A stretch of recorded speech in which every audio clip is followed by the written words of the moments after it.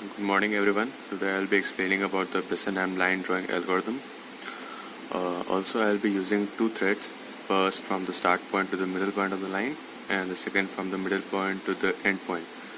These threads will work simultaneously to create the line. Now some explanation about the Bresenham Line drawing algorithm. A line connects 2 points. It is a basic element in graphics. To draw a line you need 2 points between which you can draw a line. Okay? So first we will get the inputs of two endpoints. First one being the first starting point being x0 y0 and the end point being x1 y1. Then we'll calculate the difference between two endpoints, which is dx. First we'll be doing x1 minus x0. Then we will be doing the difference of y, which is y1 minus y0.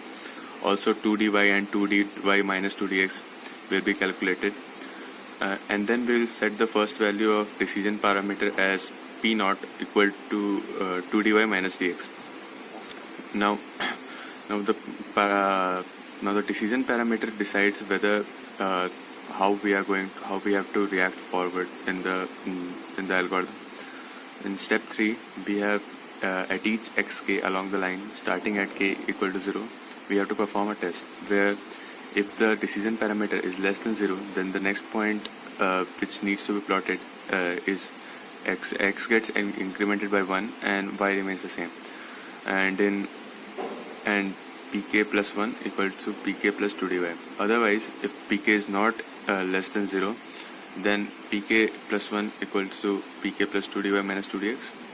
And then we repeat the previous step, dx minus 1 times. Now coming back on the implementation part, first we have initialized 4 variables here, all the variables in the first 4 lines. Then we take the values of x1 y1 and x2 y2. Then we have created the difference here, x1 minus x0, and dy is y1 minus v0. Now we need to check whether which is the starting point of the line, whether it's x1 y1 or it's x2 y2. So if x1 is greater than x2, so we take it as x2 y2, otherwise an endpoint as x1, and otherwise it's the other way around.